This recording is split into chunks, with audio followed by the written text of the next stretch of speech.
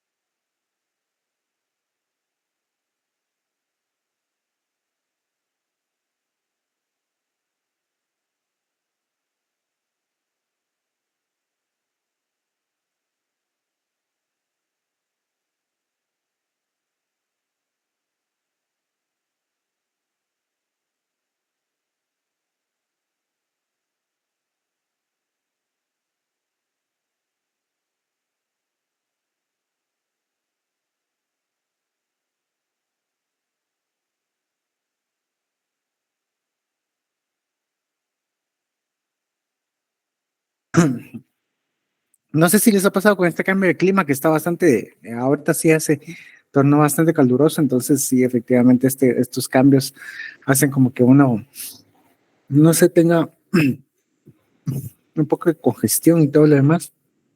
Bueno, ahí sí que la recomendación propia. Y si se vacunan contra la influenza, pues precisamente ese es otro dato a tener en cuenta, ¿verdad? La vacuna misma y los efectos de ella. Entonces, ahí vamos realizando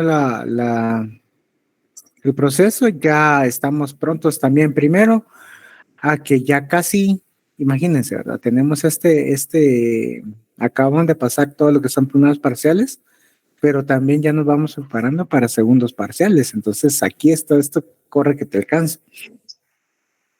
Entonces, vamos a iniciar lo que es el día de hoy, todo lo que es el módulo 2, lo que va a comprender el segundo parcial, para llevar a cabo la secuencia. En este caso, es un tanto más cargado en cuanto a la información doctrinaria, en cuanto a mucha información que puede venir y a veces tenderse a una amplitud misma de lo que podemos entender dentro del aspecto de las normas en sí. Ya dejamos por un lado los principios básicos que desarrollamos y explotamos el módulo anterior y ahora nos vamos a enfocar desde perspectivas diferentes, ¿verdad? Entonces, es ahí como se toma según la secuencia normativa y que también va amarrado a la secuencia de estudio académico, que no solamente hacen los juristas, sino también está diseñada como parte de la deontología propia misma y la deóntica en cuanto a la experiencia del desarrollo de la lógica jurídica de este sentido. Entonces, para venir y tenerles esa referencia, ya nos vamos acercando a lo que es también el estudio del segundo parcial, A su vez, también se recordarán que hicimos una referencia propia a un trabajo grupal, pues precisamente hoy vamos a tirar los lineamientos respecto a esto, lo que se va a poder desarrollar en cuanto a trabajo grupal y demás información correspondiente. El link de asistencia estará de una manera concreta, señalada así, establecida como anteriormente se ha llevado a cabo. Sí, algún tipo de duda o pregunta que tengan, por favor, previo a iniciar, estamos atentos.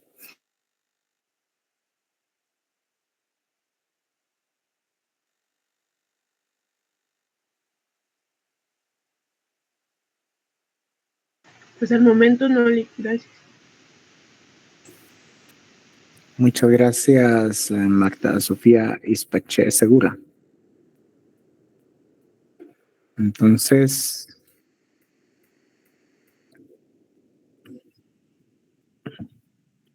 muy bien, en este caso vamos a tener la información debida, como les decía, para tener esa información propia a lo que es el trabajo grupal.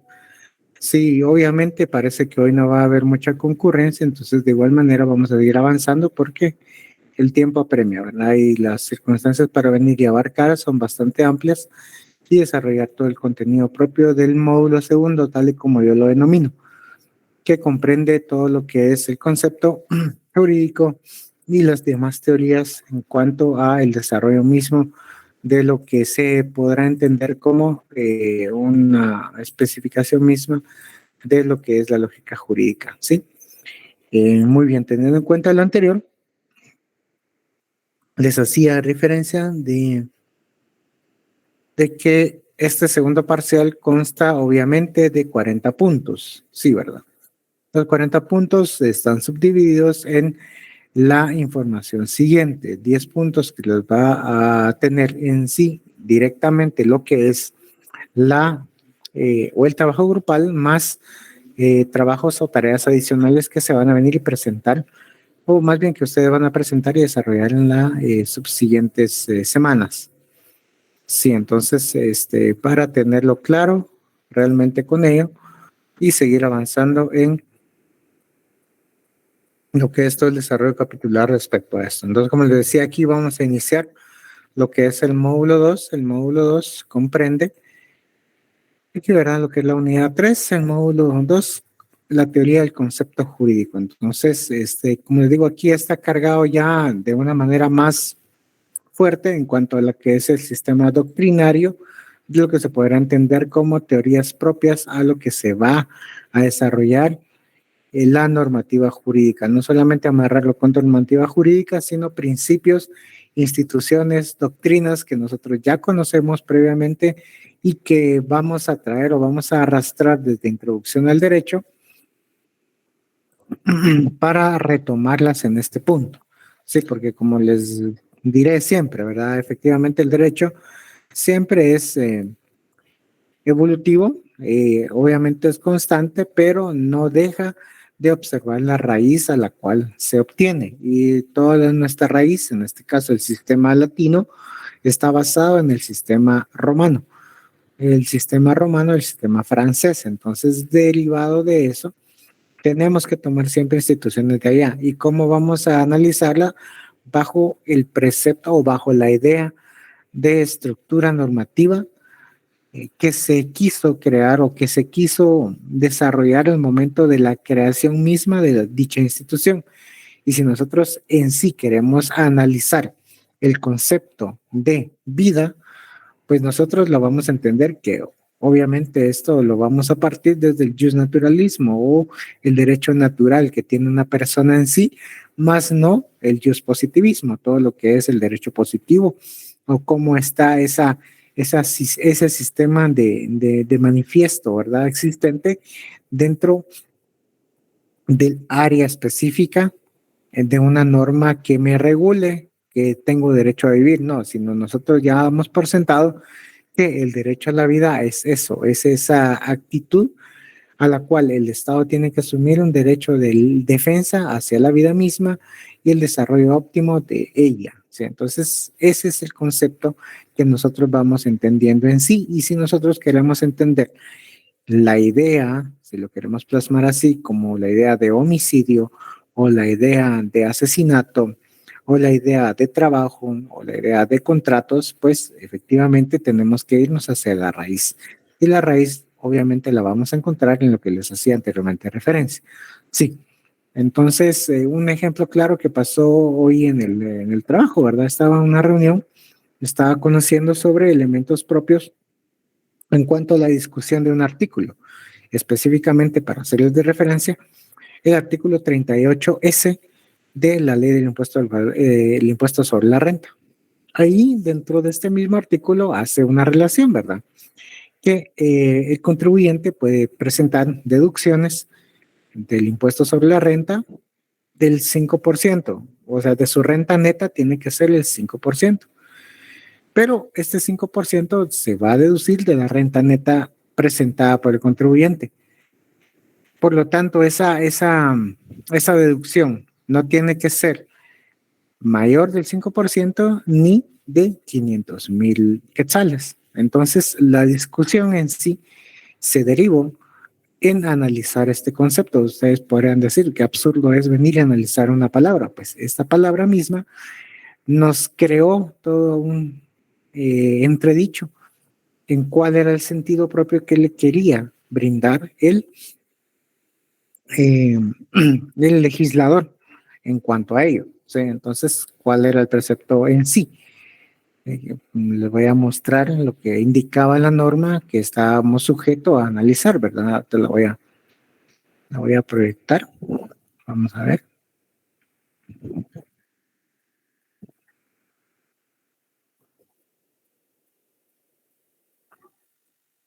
La discusión se basó precisamente en lo que es el artículo en sí, 38 en su literal S, que nos dice el artículo en su literal S. Nos hace referencia, como les decía, al 5% o a lo que es un dato de 500,000 quetzales. Entonces, tener esa circunstancia de 500,000 quetzales es lo que hacía entrar en choque a realmente las ideas que nosotros teníamos, o lo que nosotros estábamos presentando en cuanto a lo que queríamos establecer, diseñar y, y concretarlo, ¿verdad? Porque eso es lo que buscábamos nosotros, de verificar lo que establecía esa norma, lo que nos indicaba esto, y el simple conector ni, era lo que nos creó ese vasto desarrollo mismo a lo que queríamos llegar, porque si nosotros lo queríamos establecer, ahí venimos y utilizamos sus preceptos como una conjunción o como una disyunción. ¿Qué era lo más importante en ese sentido? Venir y analizar propiamente dicho lo que nosotros queríamos trasladar en cuanto al análisis de la normativa que estaba siendo sujeta a verla. Entonces, permítame.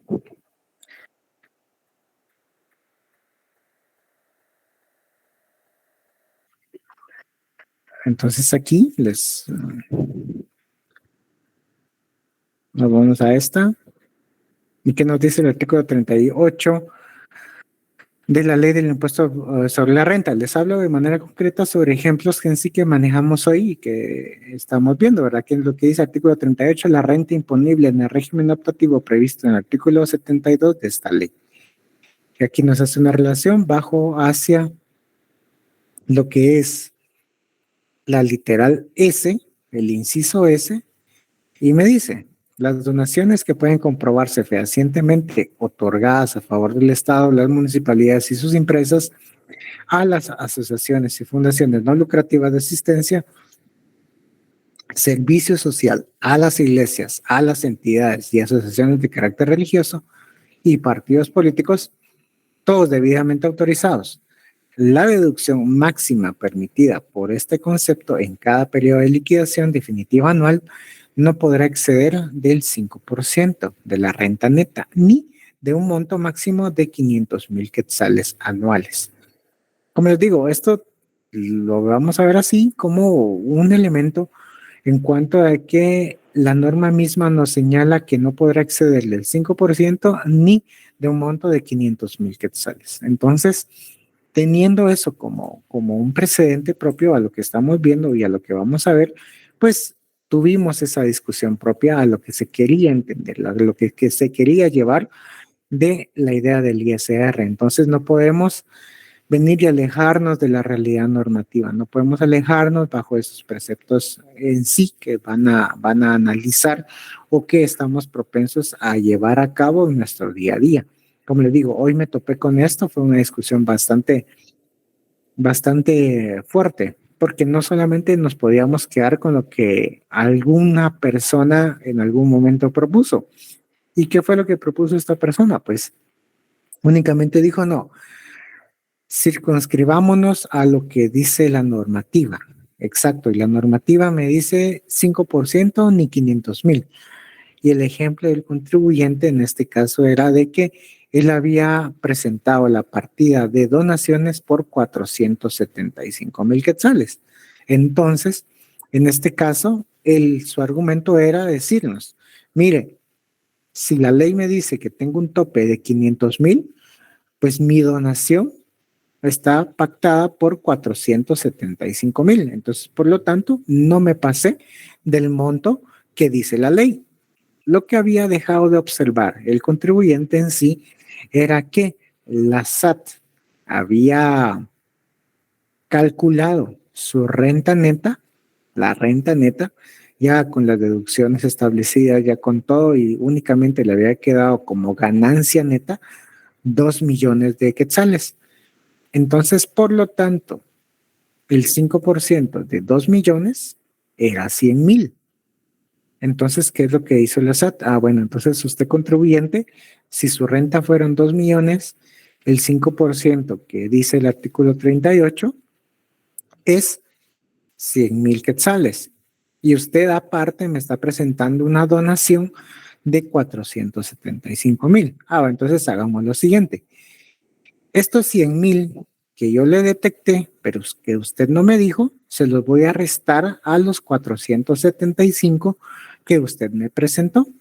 Entonces, haciendo esa resta, quedan 375,000 que no declaró.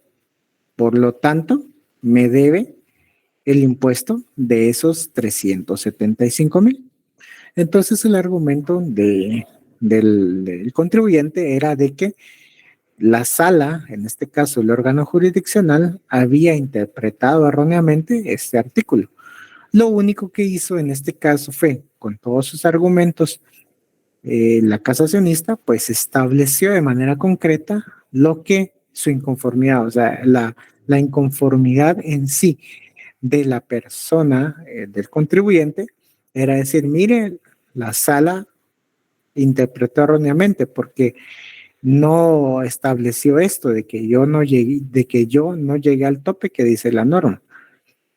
Obviamente esto es un análisis que hizo la contribuyente a través de buscar lo que le favorece. Obviamente cada uno vamos a presentar en nuestras partes, en lo que le decimos como excusa a nuestros jefes, lo que le decimos de excusa a la PNC o a la PMT. Nosotros buscamos justificaciones por todo. Entonces, al tratar de justificarnos, muchas veces caemos en lo absurdo. Entonces, era un absurdo jurídico de la contribuyente el decir, mire, efectivamente, yo no me he pasado del techo que dice la ley. Lo que hizo fue realizar un argumento torciendo literalmente el concepto propio a lo que se quería llegar de la ley misma. Entonces, realizó un argumento absurdo, por supuesto. Lo realizó derivado de que no hizo el análisis correspondiente y dijo, o más bien expuso, lo que le convenía. Entonces, en este sentido, ¿a qué quiero llegar con esto? Pues llegar a esta circunstancia de que la contribuyente sabía en sí lo que había realizado y que había realizado dejar de pagar los impuestos. Pero defensa, ¿verdad? Todos nos vamos a buscar defenderlo o tratar de buscar esa circunstancia de justificar nuestra acción, diciendo, sí, mire, señores jueces, pues efectivamente lo que ustedes están haciendo, la sala lo hizo erróneamente y yo les estoy diciendo lo que debe de aplicarse. Pero lo que la contribuyente estaba diciendo que se debía de interpretar como ella quería, pues obviamente también estaba errado. Entonces, por lo tanto, ese choque o esa confrontación de las dos ideas, de la idea legal y de la idea que me plantea el contribuyente en este ejemplo, pues no están apegadas a una realidad. ¿Y qué es lo que desprende todo esto? Entonces, ¿cuál va a ser el trasfondo en sí? Que la contribuyente no había entendido el concepto mismo de lo que se podía ver reflejado como una donación, ¿sí? O lo que se podía establecer como eso que nos enuncia la ley.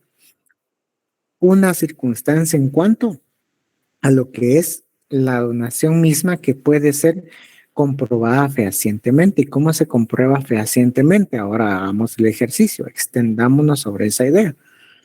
Pues nosotros vamos a justificar que nosotros hemos donado algo a la iglesia, a una institución o a cualquier entidad estatal. Ejemplo, nosotros tenemos un bien inmueble, nosotros tenemos un terreno, pero nosotros ahorita que viene todo el tiempo electoral y que sí, que no sé qué, y que si yo le dono esto al que se está tirando para el alcalde, yo voy a tener un rédito, ¿verdad? O sea, yo voy a venir y se lo voy a donar a esta persona para que esta persona tenga este terreno mismo y así buscar algo yo en contraprestación, un contrato, algún beneficio mismo, si este candidato ahora queda como alcalde o como diputado o como presidente, por decirles algo. Entonces yo le hago la donación. Y en este caso, la donación misma que le estoy haciendo se está tergiversando, o sea, se está cambiando la idea, o sea, no deja de ser una donación en sí, pero lo que se busca es un beneficio propio derivado de ello. La ley no prohíbe hacer este tipo de donaciones, claro, no prohíbe hacerlo, pero sabemos que a través de todo el concepto mismo, tanto de la moral y como de la ética a la cual nosotros estamos sujetos, derivado del Código de Ética Profesional, nosotros vamos a saber y entender que esto va a conflictuarse dentro de los hechos. Que exista gente literalmente que no tenga, o más bien que tiene el cuero para poder llevar a cabo este tipo de circunstancias y le importa un bledo todo esto, pues claro que la hay.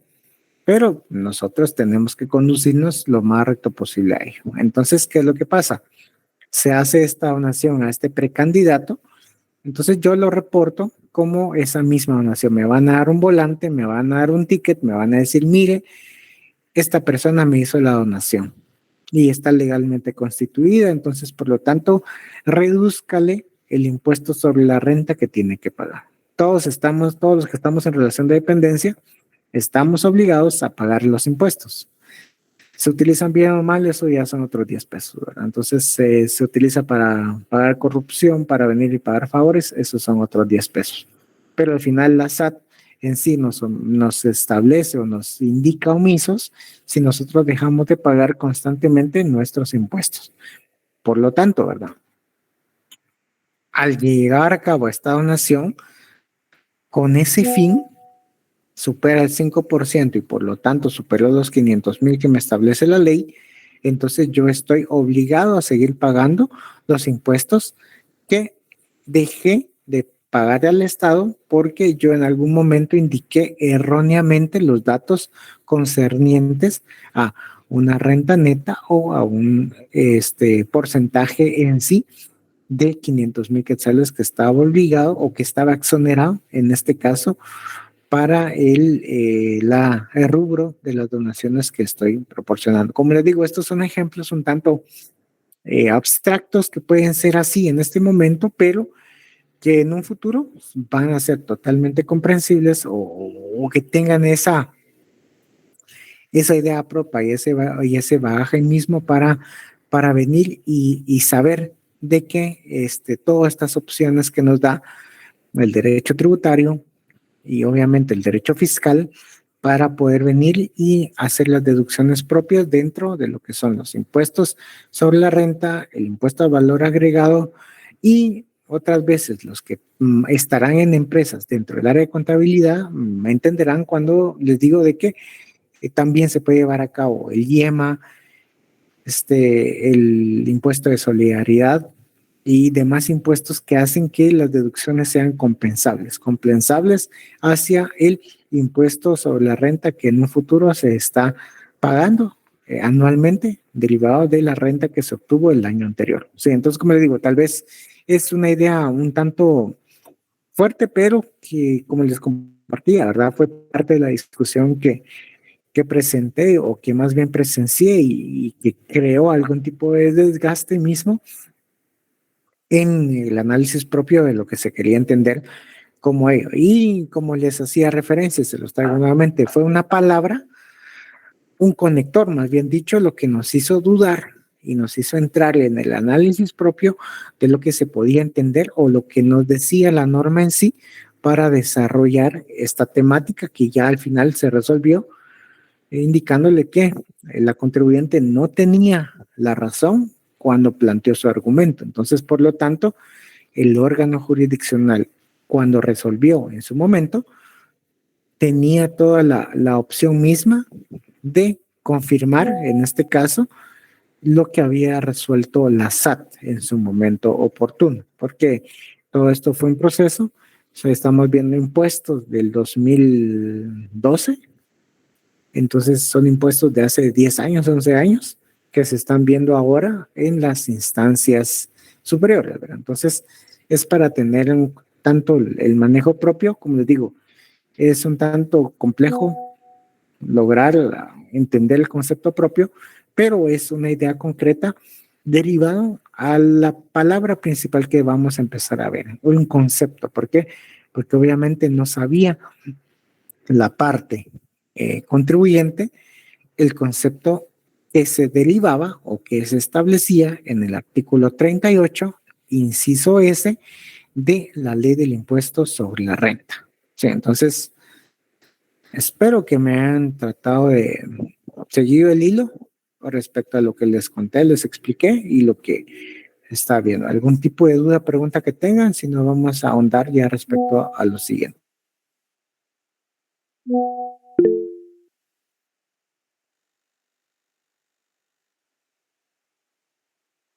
Sí, Marta Sofía. Buenas tardes. Tardes Buenas todavía. tardes.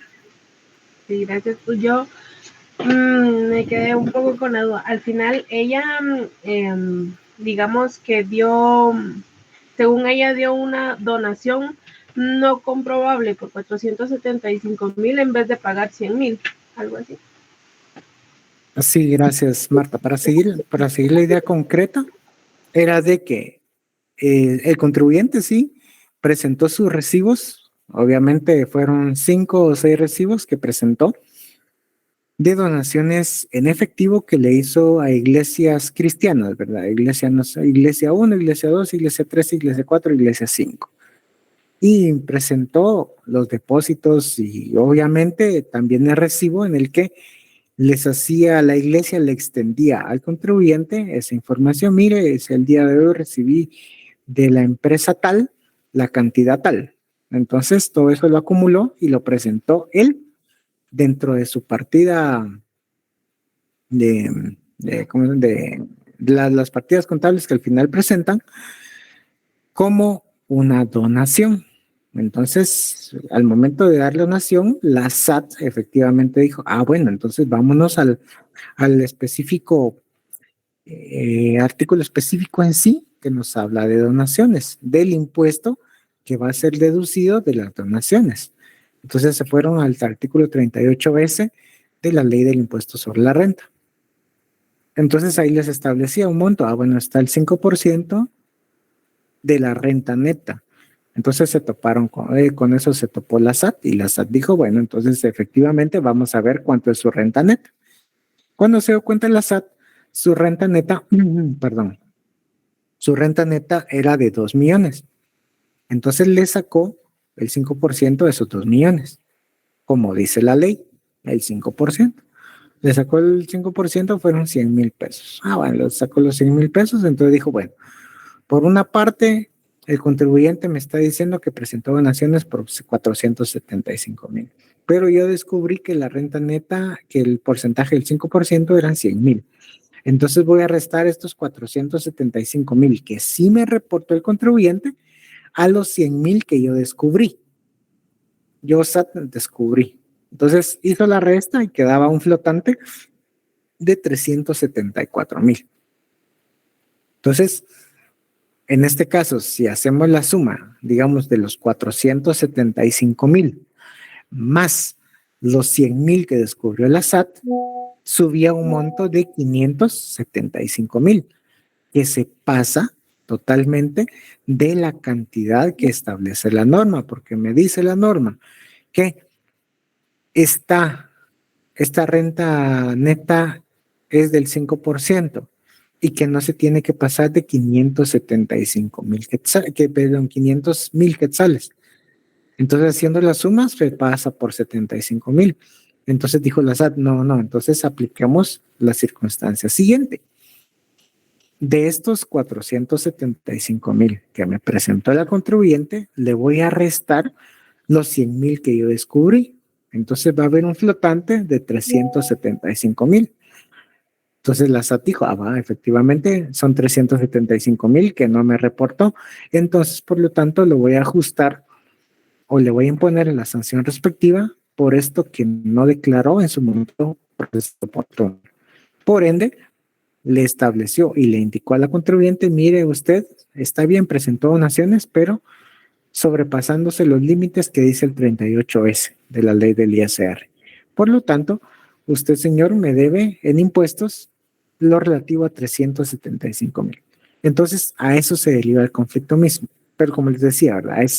Es venir y ahondar sobre la materia tributaria fiscal de lo que se puede hacer y lo que no se puede llevar a cabo al momento que nosotros estamos en sí bajo un régimen de contribuciones que nos establece la ley del ISR, ¿verdad? Una renta imponible dentro del régimen optativo que nos señala la norma propiamente dicho. Como le digo, es un ejemplo a lo que se vio, pero que no entendió la contribuyente respecto a lo que debía comprender hacia un concepto establecido como las donaciones y cómo se reportaban en un caso muy específico, ¿verdad? Del 38S de la ley del ISR. Como le digo, es complejo entenderlo, nos costó obviamente entenderlo, entonces quise traerlo a colación derivado de lo que estamos empezando a ver y analizar y comprender. Sí, vamos bien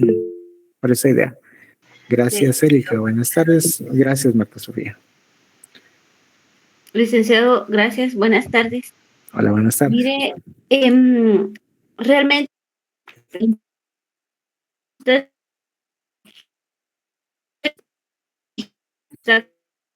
es un poco la clase. Si pudiera usted brindarnos ejemplos, no sé, un poco más, no sé, apegados tal vez a la realidad, o porque les soy honesta, o sea, trato de escribir todo lo que usted va hablando para por lo menos tratar de entender un poquito, ¿verdad? A qué es, a cómo aplicarlo en la clase actual. Pero yo sí le soy bien honesta, perdone, pero yo a veces sí me quedo pensando en el tema y digo, ¿cómo lo aplico? Porque me quedo redundando y pensando y leo mis apuntes, pero de verdad le digo, no logro entender a veces el tema, licenciado, perdone. No, claro, Erika Enet, sí, como le digo, es totalmente comprensible y tal, así como hacía la referencia propia, ¿verdad? Es el tema en sí, obviamente, la lógica jurídica propiamente dicho es altamente abstracta y necesita mucho concepto o muchas ideas al final que son desde el punto de vista de filosóficos, ¿verdad? Entonces, y el traerlos a la realidad, no solamente jurídica, sino a la realidad jurídica guatemalteca, hacen un tanto más incomprensible esto, ¿verdad? Entonces, como les digo, hoy me topé con este ejemplo que les decía, ¿verdad? Que lo que vi hoy en mi área de trabajo, como les decía, yo me desempeño profesionalmente en resolver y literalmente destruir tesis de casación y casación civil. Entonces la casación civil es algo muy específico, algo que si va mal pronunciado, mal explicado, pues nosotros la desechamos en automático. Entonces era realmente ver, o traer a colación cómo a través de una idea muy básica, ¿verdad? Entender lo que era la donación propiamente dicho. En este caso, la donación, según lo que establece la ley, no la había entendido el contribuyente y por ende aplicó mal todo el precepto en cuanto al pago de impuestos. Pero como la SAT obviamente sí lo entendía y ese es su pan diario, pues le dijo, mire, así como usted lo comprende, está totalmente errado. Por ende, por ese error, recuérdense que el error no es fuente de derecho. Entonces, por ese error que usted cometió, lo voy a ajustar. Ajustar significa, pues le voy a imponer todas las cargas tributarias derivadas de su falta. Entonces, usted faltó en cumplir el pago del impuesto, pues yo le voy a poner la carga tributaria en sí, que no solamente es el pago del impuesto, sino la multa del 100% de lo que debió pagar.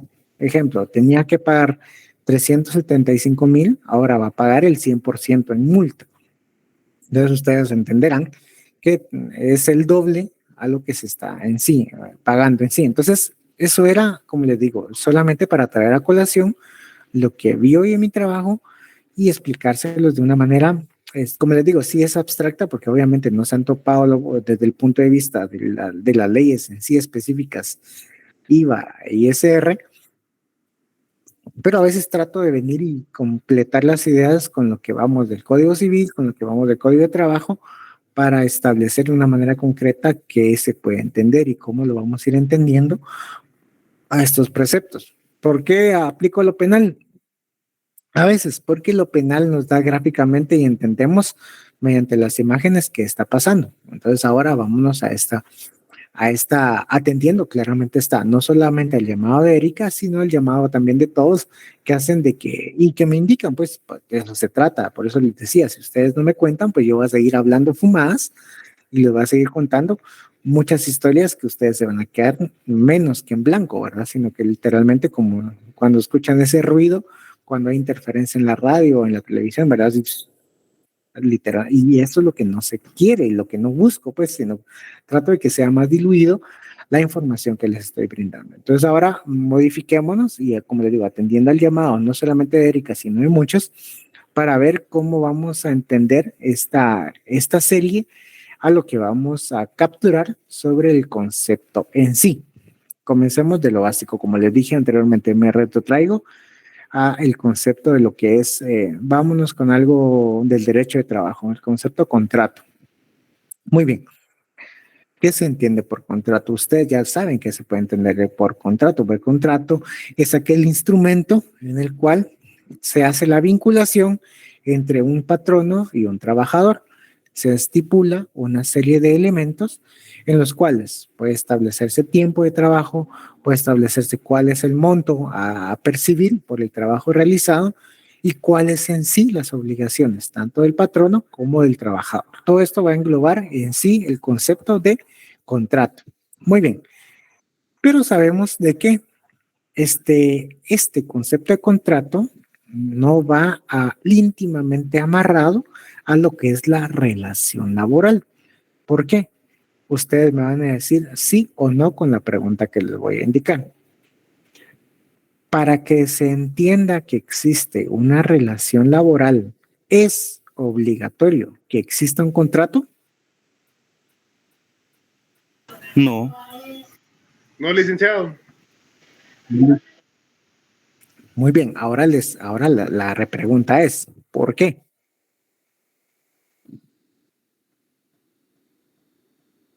Porque puede ser algún trato como de palabra, una negociación de palabra. Vamos bien, Regina. ¿Alguien más que quiera sumar a la idea propia de lo que si es necesario, también no? por el simple hecho de dar trabajo a alguien solo así, sin contrato ni nada, también he visto yo. Y el tema de laboral es informal. Muy bien. Sumemos las ideas en sí que nos están brindando. Muchas gracias tanto a Regina, a Daniel como a Robert, y a los demás en sí que hicieron esta respuesta. Entonces, ahora modifiquemos nuestro pensamiento y tecnifiquémoslo en cuanto a lo que estamos viendo. Sí. Sabemos de que un contrato es ese instrumento a través del cual se da la vinculación. Y no quiero perderme la oportunidad y le voy a decirle a Efraín Luis Estuardo Reu García, cuénteme. Sería, no sé, también parte de esto que en la norma no indica que debe ser por escrito. Podría contribuir a este concepto, digamos. Ok, muy bien, muy bien. Juguemos con esas ideas. Muy bien. Juguemos, les digo, porque sí, efectivamente vamos a capturar más la esencia de lo que queremos llevar a cabo. Muy bien, como les decía, bajo esos preceptos que ustedes me indican, vamos a configurarlos todos bajo una idea estructurada. ¿Y cuál va a ser la idea estructurada? Que la relación de trabajo es únicamente la vinculación que va a existir por el simple hecho de ya tener dependencia continuada, subordinación. Esos son los preceptos básicos en cuanto a se puede entender a una relación de trabajo. Entonces ahí es donde nace esta vinculación propia. En cambio, el contrato mismo es la formalización propia a dicha relación de trabajo. Entonces, ¿van encadenadas estas dos ideas? Si hacemos una relación formal, por supuesto que van encadenadas. Pero si nos vamos y tomemos la realidad guatemalteca sobre el trabajo informal, pues en este caso, tengo una empresa, por supuesto, tengo una tienda, bajemos al nivel de tienda. ¿Y qué es lo que hago? Le digo a alguien, mira, hazme el favor de atender, obviamente, la tienda, porque yo estoy trabajando y es un segundo ingreso, voy a establecer una tienda. No es el ritual formal el venir y establecer y crear un contrato, que debería hacerlo, obviamente, pero no creamos un contrato escrito en el cual decimos y pactamos todo lo relacionado y lo concreto en sí a lo que queremos. Y ya nosotros utilizamos, o en nuestra mente está, de que existe una relación de trabajo pactada, hablada, sin la existencia de un contrato. Entonces nosotros tenemos el concepto, en nuestra mente cabe el concepto propio de lo que es la relación de trabajo. Entonces ese concepto, o más bien esa idea que nosotros abstraemos de lo que es la institución jurídica que estamos aplicando, si bien de manera informal, pero ya estamos dándole ese contexto a lo que estamos llevando a cabo. Ahora bien, nosotros tenemos otra idea en sí de que es un contrato de trabajo. Muy bien, entonces tenemos otra idea aislada de lo que es contrato de trabajo. Entonces nosotros decimos, sí, efectivamente, no solamente te lo voy a venir y decir de palabras, sino también necesito de que me firmes algo con lo que te comprometas. Entonces vengo yo y elaboro un documento a través del cual ustedes establecen horario de entrada, horario de salida, horario de almuerzo, pago ya sea mensual, no, ya sea diario, semanal, quincena, mensual. Entonces, ¿cómo se va a llevar a cabo este pago? El horario de entrada y salida, las demás derechos y obligaciones que ustedes como patronos, como el trabajador va a tener con ustedes. Entonces, ahí van a sumar dos conceptos. Uno, que fue la relación de trabajo, que se va a formalizar mediante el contrato en sí.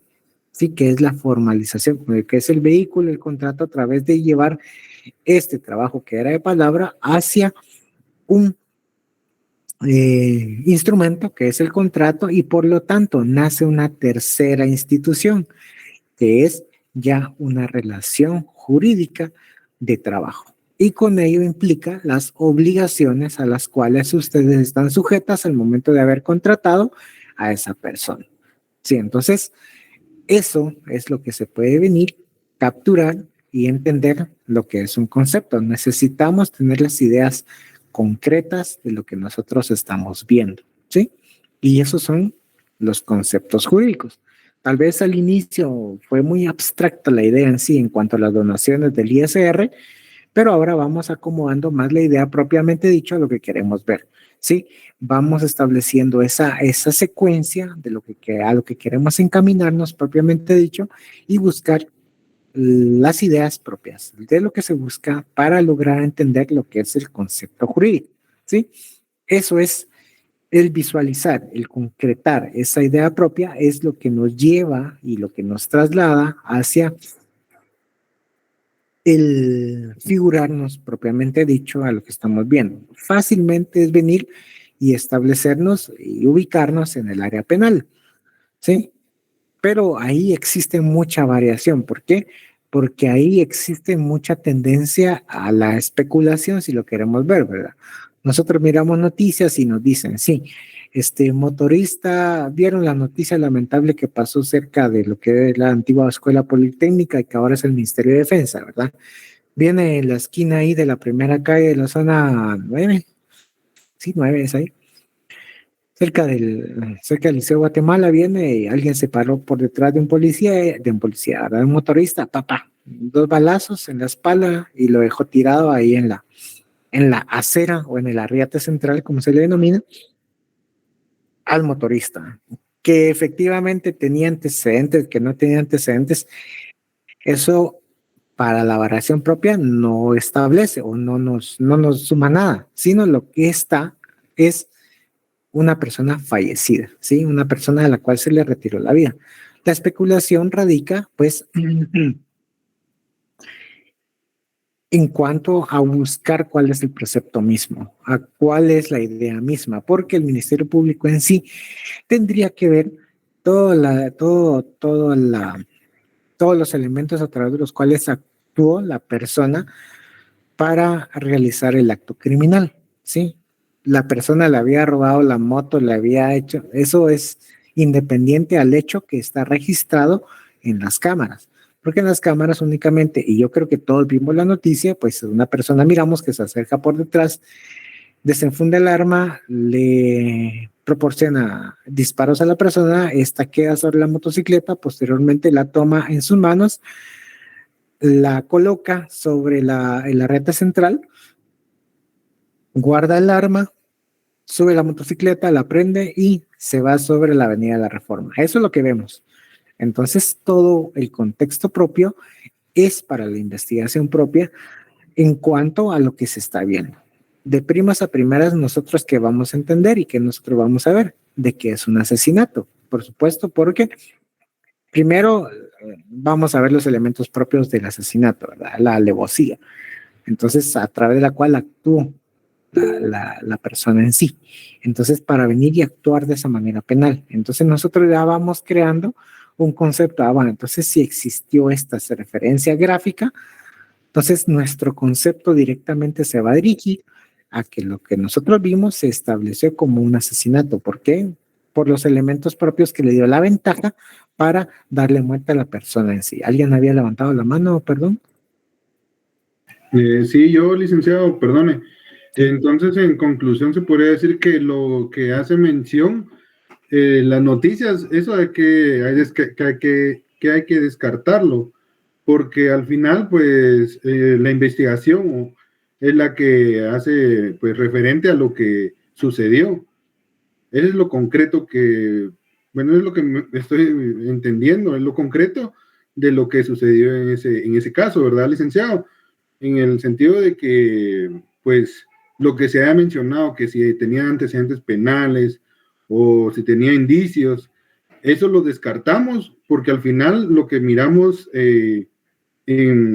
así en presencia es el asesinato de una persona. Sí. No importa el historial que haya tenido, si era delincuente o no era delincuente, la situación es de que pues falleció, hay una persona muerta y desde ahí empieza la génesis de la investigación.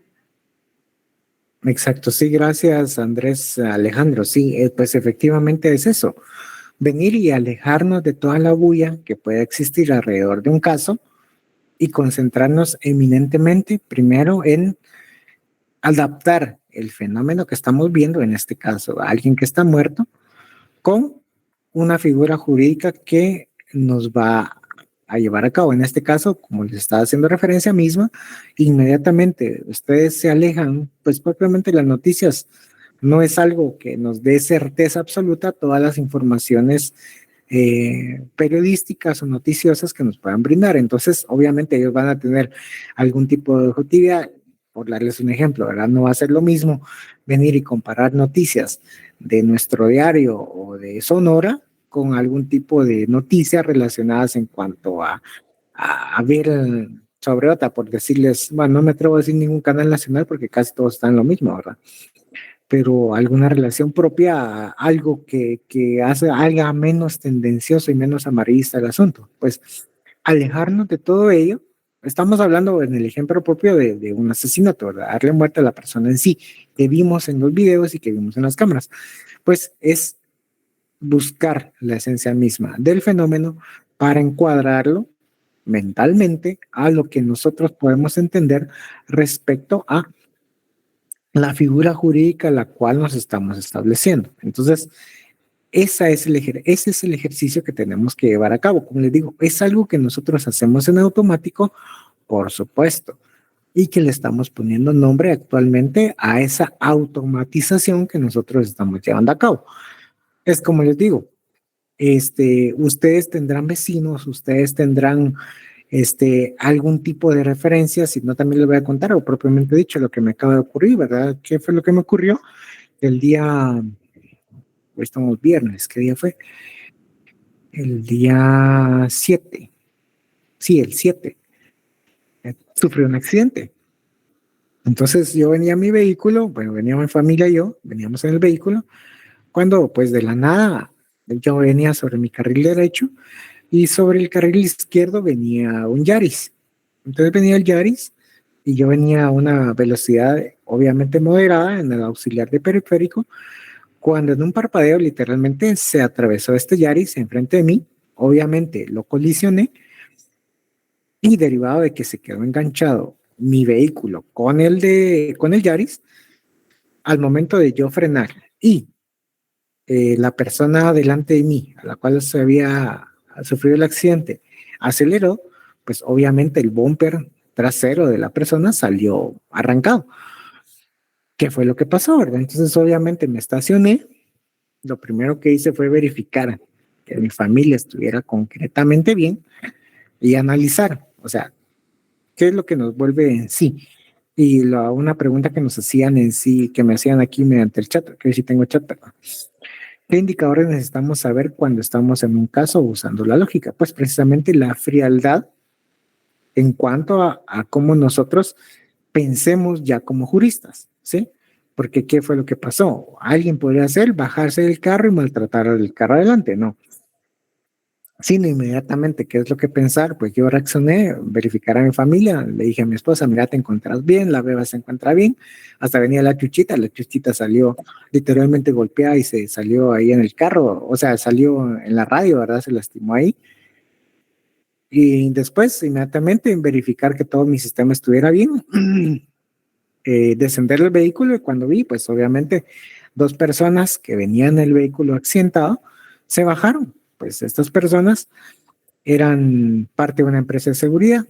Entonces, ¿qué fue lo que pasó inmediatamente, verdad? Estas personas aducieron de que yo fui el que tenía la culpa porque yo les pegué atrás. Entonces, de inmediato, ahí es donde venimos y utilizamos los conceptos propios. ¿Y cómo se aplica todo esto a esta circunstancia? ¿Qué fue lo que pasó? Le dije, mire, en primer lugar, ustedes no pidieron vía, yo venía sobre mi carril, entonces, por lo tanto, los que colisionaron y los que al final van a llevar toda la carga en sí de responsabilidad son ustedes. ¿Por qué? Porque al momento de no pedir vía y de meterse imprudentemente hacia el carril correspondiente, por lo tanto, ustedes son los que vienen y respetaron, según la ley de tránsito, esta circunstancia. Entonces, ¿qué fue lo que hicieron? Inmediatamente se pusieron a la defensiva. Yo lo que hice, tomé el teléfono, llamé al seguro y les dije a los de seguro, mire, pasó esto, yo venía en mi carril, pues efectivamente vino y se cruzó el vehículo y esto fue lo que pasó. Otro agravante en sí, que la persona que era el conductor estaba en estado de ebriedad y obviamente alguien que está en estado de ebriedad se conoce primero por sus gestos involuntarios, no se diga les voy a decir, por el tufo aguaro que tenía, y además porque no se conducía de una manera propia en cuanto a quedarse erguido de una manera constante y directa. Entonces, que esas fueron circunstancias agravantes. Y se lo hice saber a seguro. Entonces le dije, ¿verdad? Mire, otro elemento propio también a través del cual usted tiene responsabilidad es de que el conductor viene en estado de ebriedad. Al momento de hacerles esa conexión, que se las hice en automático porque ya uno mecaniza mentalmente, ya se vuelve mecánico jurídicamente en cuanto a ver las fallas en las que incurren las demás personas para ser utilizadas a nuestro favor.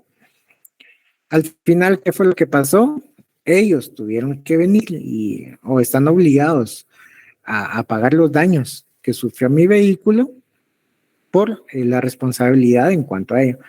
E igual se les dijo, mire, si en este momento se aparece una patrulla de la PNC, inmediatamente el conductor se va a torre de tribunales, en automático se va a torre de tribunales. Entonces, no pueden venir y alegar alguna circunstancia de beneficio para ustedes. ¿Por qué? Primero, porque la ley no los ampara.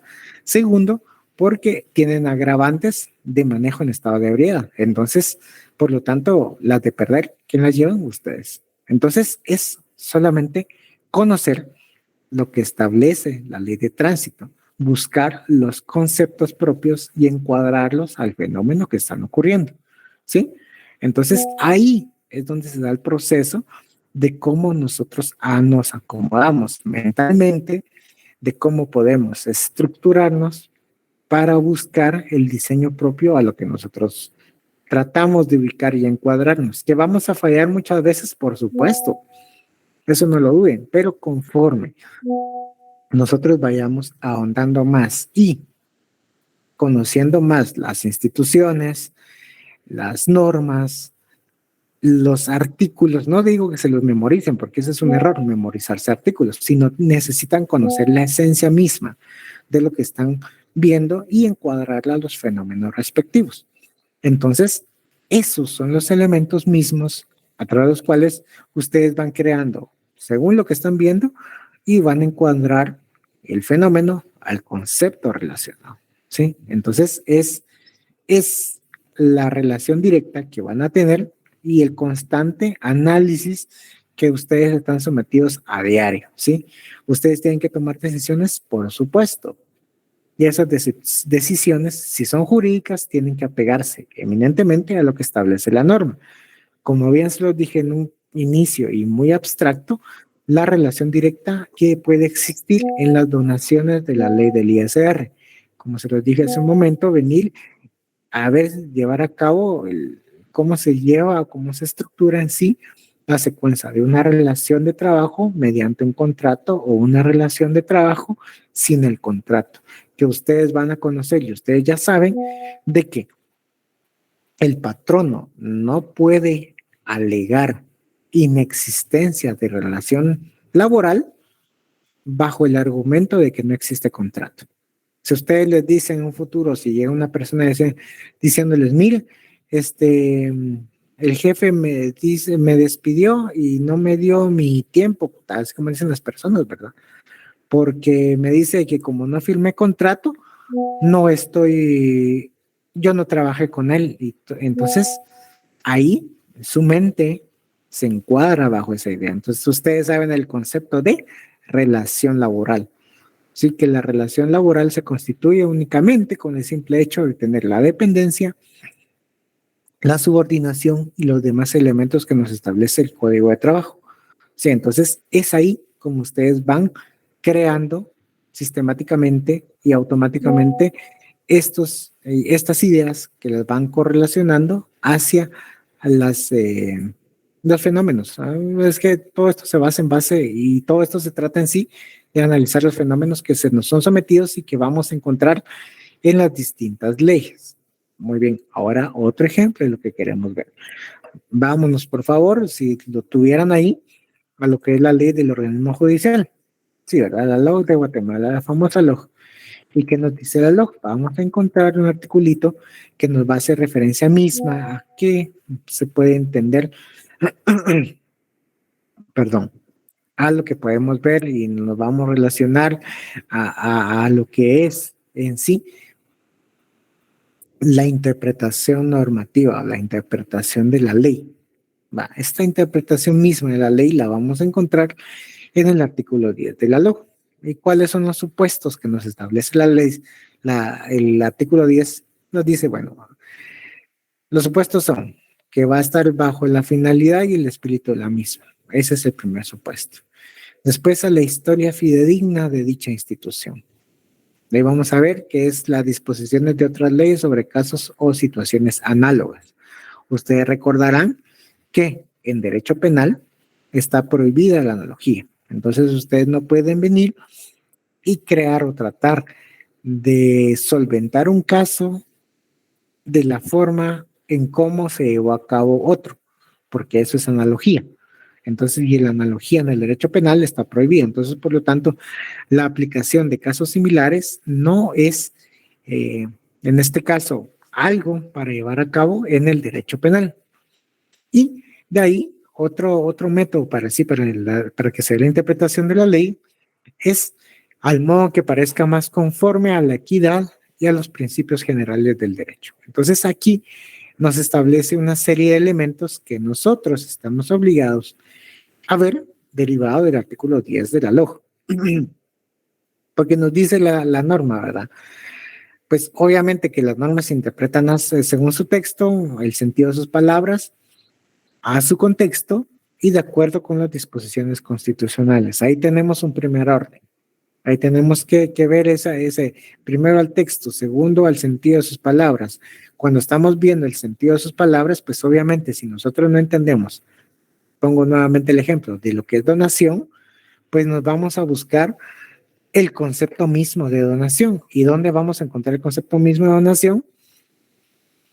Jurídicamente está aceptado que se verifique y se traigan a colación todo lo que son conceptos y figuras del diccionario de la Real Academia Española. Entonces nos metemos ya sea a la página o si tenemos el documento físico y observamos qué nos quiere decir a manera general dicho concepto. Posteriormente ya vamos analizando y vamos estructurando más la idea de un concepto propiamente jurídico. Entonces ya nos vamos, al concepto o hacia la idea, más bien dicho, jurídica que nos desarrolla igualmente la Academia, la Academia Panamericana, creo que es que se llama, de la lengua española. O sea, es el diccionario de la Real Academia Española, solo que a nivel jurídico. Entonces, ahí ya tenemos otra secuencia de qué podemos entender por dicha institución, por dicho elemento que nosotros busquemos. Si buscamos la palabra contrato, me quedo en ese contrato, pues lo voy a tener de cómo se entiende en el castellano el contrato en la Real Academia Española. Y vamos a entenderlo según lo que nos establece las ideas jurídicas en todo este documento de soporte que nos puede existir.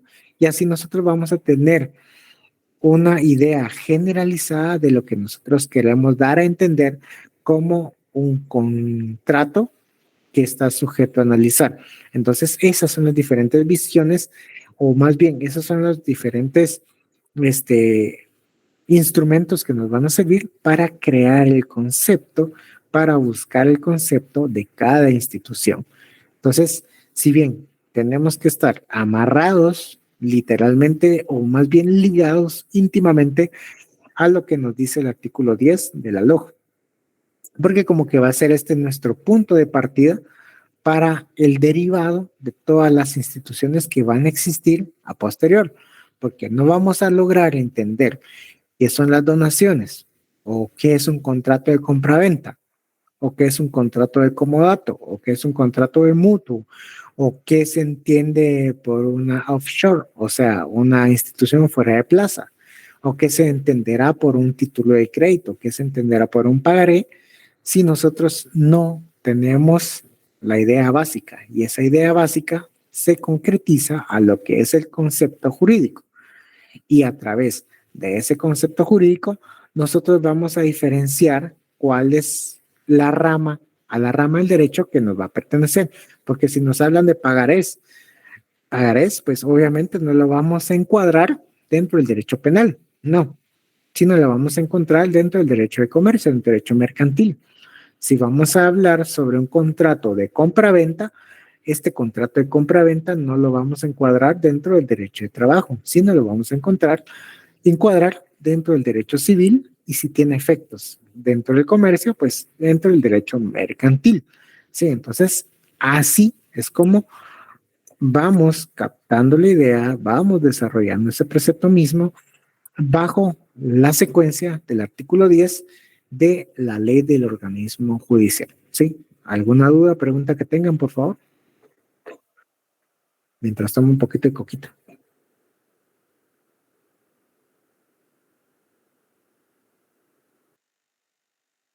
Licenciado, entonces en concreto se podría decir de que uno tiene que de primero analizar antes de actuar, en el sentido de que no nos tenemos que llevar por ninguna noticia que se nos diga, a menos de que uno tenga una certeza jurídica de lo que es, en el sentido de que, por ejemplo, volviendo al caso de la persona fallecida en la reforma, en una noticia decía que la persona fallecida era dueña del vehículo de 2 ruedas, y en otra noticia decía que al final era una persona que había robado el vehículo anteriormente.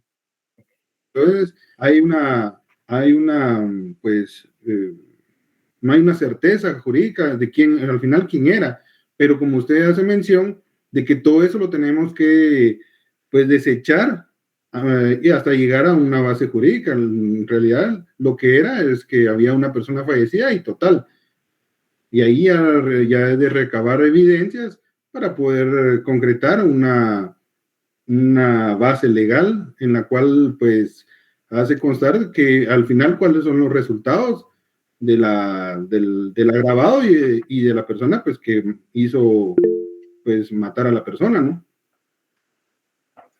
Sí, gracias, Andrés Alejandro. Sí, efectivamente, de primas a primeras, lo que no hay que hacer, pues obviamente, dejarse llevar, por supuestamente, a lo que se ve, a lo que se establece concretamente, a lo que queremos llevar a cabo. Entonces, no es la idea propia, tal y como lo dice, ¿verdad? Venir y dejarse llevar, no, sino simplemente es analizar el fenómeno que nos están poniendo a colación. Como les decía, no sé si ya al final se los hicieron en sus parciales, pero es llevar a cabo algún tipo de casos, la resolución de casos en sí, no dejarse irse la primera. Entonces, si están viendo, leyendo, pues muchas veces, y como dice, ¿verdad? Sí, efectivamente, los casos a nivel jurídico son muchísimo más difíciles que los casos con las fórmulas preestablecidas en la ingeniería. Porque devienen muchas ideas propias, sí, son conceptos, caigo nuevamente en la idea de conceptos, de cuál es la esencia misma del fenómeno a analizar. Entonces nosotros tenemos que tener, si bien la generalidad, pero tenemos que ser muy acuciosos para analizar sobre qué idea lo que estamos buscando, esa secuencia de análisis en cuanto a los fenómenos. Como le digo, esto se basa eminentemente a fenómenos que están siendo sometidos a estudio para nosotros. Sí, entonces ese sería el precepto mismo de lo que estamos viendo. Sí, ahí vamos, Andrés Alejandro. Ahorita sigo con Marta Sofía y después con Efraín Luis. Yo tengo la idea que lo que usted nos dice es como nuestro pensamiento, digamos, de una persona que no estudia leyes a nosotros que ya la estudiamos, nuestro pensamiento lógico, por ejemplo, en alguien que mata a alguien por un accidente, por ejemplo, en un choque, el de una persona que no estudia leyes va a ser, bueno, a este lo van a meter preso ya, pero nuestra lógica tendría que ser, bueno, primero es posible, por ejemplo, que le puedan dejar en su casa para mientras, qué sé yo, porque no hubo una intención directa, porque él no iba o en estado etílico, por ejemplo. Entonces ya lo pensamos de acuerdo a una norma, digamos, en este caso, la norma penal.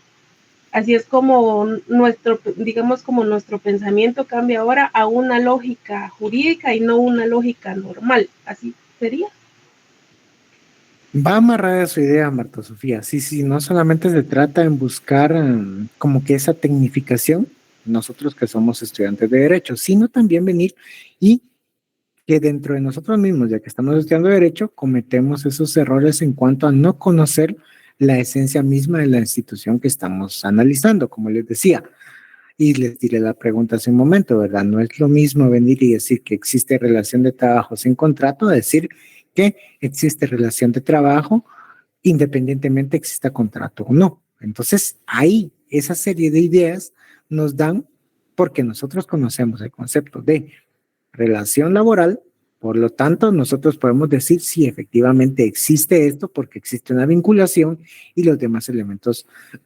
Eso no nos hace, digamos, un tanto diferencial o con las personas que no tienen este bagaje jurídico, este entendimiento propio, sino lo que nos hace ver es analizar más detenidamente cuáles son los preceptos jurídicos, las normas debidamente aplicadas y cómo se deben interpretar según el artículo 10 de la LOG para venir y emitir un comentario estructurado en cuanto a lo que nosotros buscamos en sí, porque el concepto es ese, es buscar la esencia en sí de un fenómeno que estamos observando y darle un matiz jurídico a lo que estamos viendo en sí. Entonces, ahorita había también levantado la mano Efraín.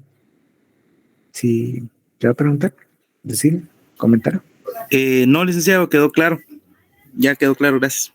Ok, muy bien. Entonces, esa es la intencionalidad misma, buscar la esencia del fenómeno, o bien entender, si lo queremos ver así, ¿verdad? A manera más burda, nosotros tenemos la idea de que es un árbol. Muy bien, tenemos la idea de que es un árbol. Entonces, cuando nosotros miramos, ya lo empalmamos, ¿sí?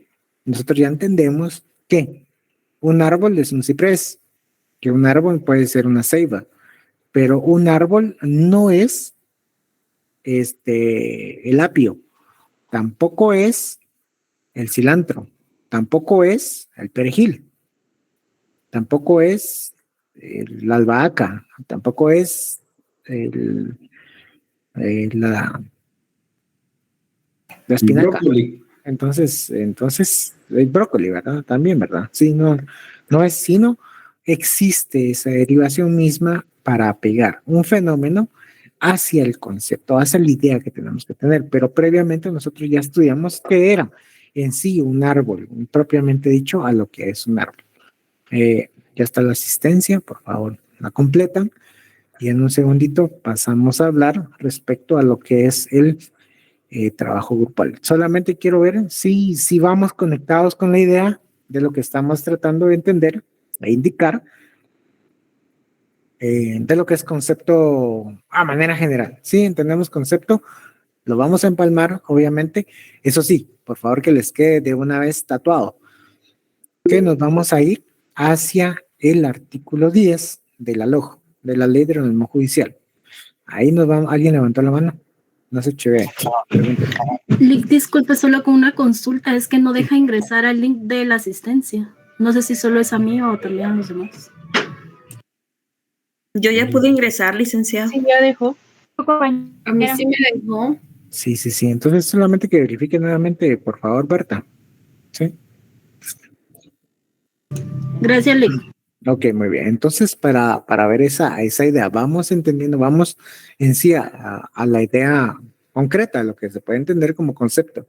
El concepto, obviamente, y lo vamos a amarrar, como les decía, tatuar literalmente al 10 de la LOJ, porque del 10 de la LOJ se va a desprender todo el análisis que vamos a hacer desde el Código Civil, Código de Comercio, Código de Trabajo, ley del impuesto de valor agregado, ley del impuesto sobre la renta, ley del impuesto de solidaridad, toda la demás normativa se va a amarrar, si lo queremos ver así, al artículo 10 de la Constitución, perdón, de la Ley del Organismo Judicial.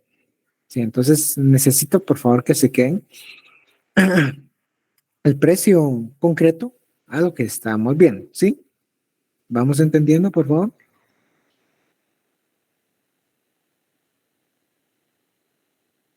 Sí, licenciado. Muy bien, muy bien, muy bien. Entonces, muy bien. Ahora pasamos, bueno, cierro el capítulo ahorita con esta información que les dije. Ahora vamos a pasar a lo que ya se encuentra publicado en el Classroom. ¿Y qué es lo que se encuentra publicado? El trabajo grupal, ¿sí?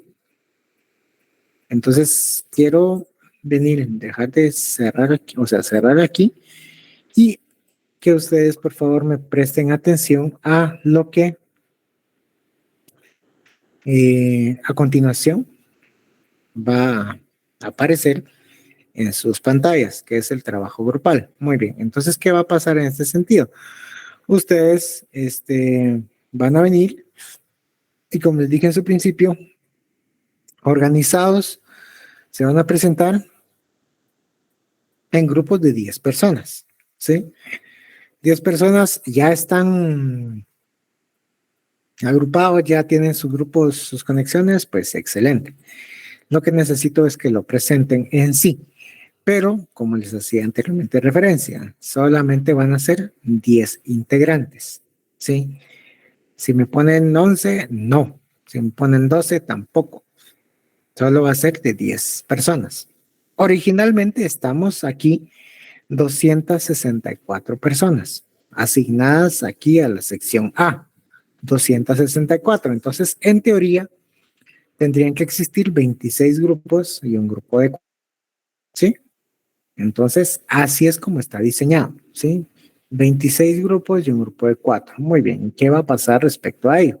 Pues únicamente que van a venir y designar entre ustedes un coordinador. De esos 10, uno va a ser coordinador y los demás coordinador o coordinadora, ¿verdad? Y los otros 9 van a estar en apoyo directo para la realización del grupo. Va. Con esta persona que designen como coordinador, va a tener la responsabilidad de trasladarle la información respectiva. ¿Y cuál va a ser esa? Primero, el tema que van a investigar. Segundo, únicamente a estas personas de los trabajos que ustedes me van a presentar, pues voy a hacer el condensado de la información y se les va a trasladar mediante sus coordinadores. Los coordinadores en sí se les van a pasar a cada grupo para que tengan el condensado propio de todos los trabajos a analizar. Obviamente, estos trabajos van a ser sometidos a examen en el segundo parcial, ¿sí? Entonces, por eso se hace el condensado y por eso se hace la relación directa de que todos tienen que presentar un buen trabajo. Sí, entonces, para que sea entendible para los demás y para que, obviamente, se tenga esta idea. También, de antemano les digo, los coordinadores que sean designados están en la total obligación de venir y reportar a las personas que, si son 10, obviamente yo trabajé en grupos, tanto en pregrado como en posgrado. Y literalmente eso se hacía. En pregrado formábamos grupos y solamente trabajábamos, de 10 trabajábamos 2. En maestría trabajábamos, éramos grupos de 10 igual y trabajábamos 3. Y en doctorado hacíamos grupos de 10, bueno, ahí es menos, ahí hacíamos grupos de 4 personas y solo trabajaban 2. Entonces, derivado de ello, pues, y bajo esa experiencia misma, pues sé de que no se trabaja el completo grupo. Entonces, los coordinadores están en la total libertad y obligación de venir e indicar qué miembro de su grupo no aportó ni siquiera una coma dentro del trabajo respectivo. Entonces, vienen ellos y me dicen, bueno, sí, mire, van a hacer su listado. Somos 10 personas y al momento de venir y presentar el trabajo, indicar de esas 10 personas, las personas que no presentaron ni información ni algo relevante para el grupo, fueron fulano y mengano. Va, listo, muy bien. Entonces, obviamente, esas personas no van a acceder al punteo respectivo. ¿Y esto por qué se hace? No solamente para ponerles el dedo a quienes no trabajen, sino también al tratar de buscar de que todos seamos un grupo, de que todos trabajemos de la mejor manera. Y si esa persona obviamente no se compromete, pues desechémosla, ¿sí? ¿Por qué? Porque nosotros queremos aprender, nosotros queremos venir y tratar de buscar, no ser camita, como se dice en el fútbol, de alguien para que brinque esa persona y tenga el mismo punteo que el que trabajó, al que no trabajó nada. Entonces, está en esa libertad el coordinador o la coordinadora del grupo. Por otros años anteriores, he tenido la buena intención, no, sino se ha sabido que son más sinceras las mujeres coordinadoras que los hombres. ¿Por qué? Porque las mujeres en anteriores años me decían, sí, mire, de este trabajo A, B, C, D. Va, muy bien. Pues obviamente a esa persona no les cargaba trabajo. En cambio, con los coordinadores masculinos, pues había esa relación. Ustedes saben que yo te tapo, tú me tapas. Entonces, pues así no es la cosa, ¿verdad? Entonces, esa sinceridad es lo que se busca en sí, para que todos jalemos al mismo lado. Entonces, directrices, la coordinación, en este caso, cuando tengan el listado de sus integrantes más los coordinadores, se lo trasladan a Nancy Esther Hernández, ¿sí? Toda esta información se la lanzan a Nancy, ¿sí? Y para tener un tiempo holgado para venir y buscar, van a presentar este dato el 17 de marzo, o sea, dentro de 8 días, ¿sí? Si ustedes de aquí al miércoles me dicen, mire, ya lo tenemos, o más bien dicho, en este caso, Nancy me dice, mire, ya me entregaron los grupos respectivos y todos están ubicados en un grupo, pues ese mismo, en este caso 15 de marzo, pues vamos a realizar la designación de los temas. Hasta no tener completamente, aquí la instrucción dice, ¿verdad? Que los grupos será hasta el 17 de marzo y el 18 a las 12 se les está notificando al coordinador de cada grupo cuál es el tema a investigar para su grupo, ¿sí?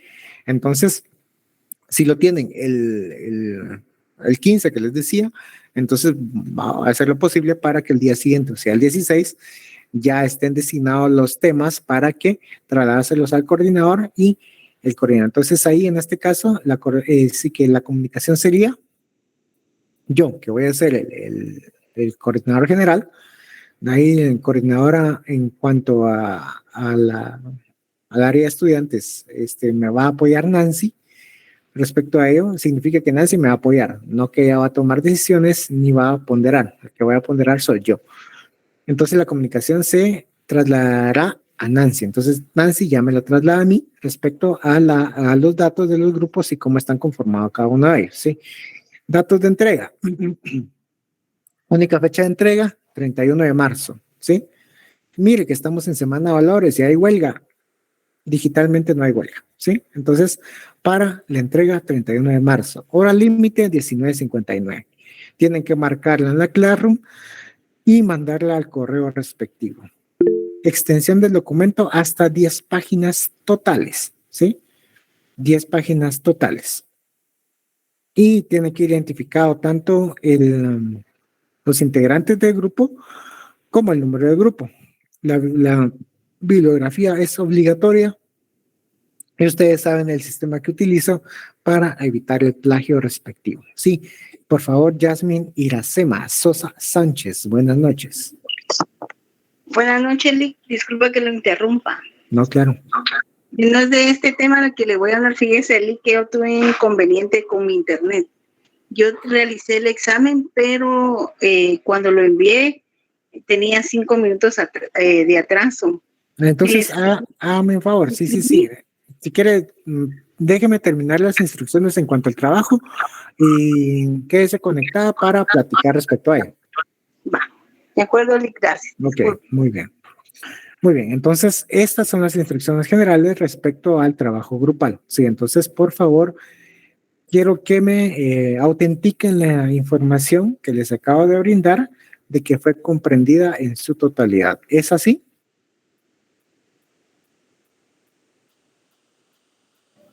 Sí, licenciado, muchas gracias. Sí, licenciada. Sí, gracias. Sí, gracias. Muy bien, entonces con esa validación que ustedes hicieron, pues precisamente esta información respectiva.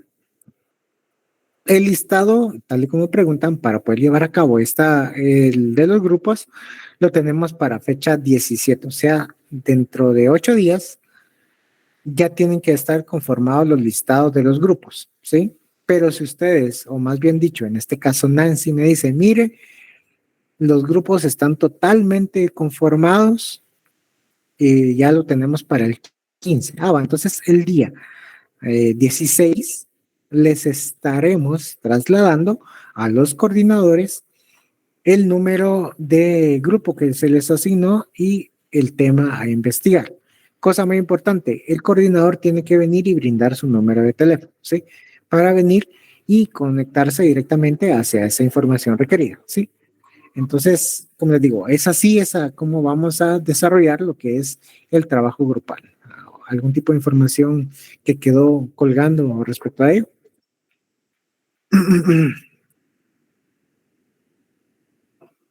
Grupos de 10. Dije grupos de 10. 11 no se pueden, 12 menos, 13 ni se diga, ¿verdad? Entonces, grupos de 10, tenemos 264, somos 264 estudiantes, muy bien, entonces, en teoría tendrían que existir 26 grupos más un grupo de 4.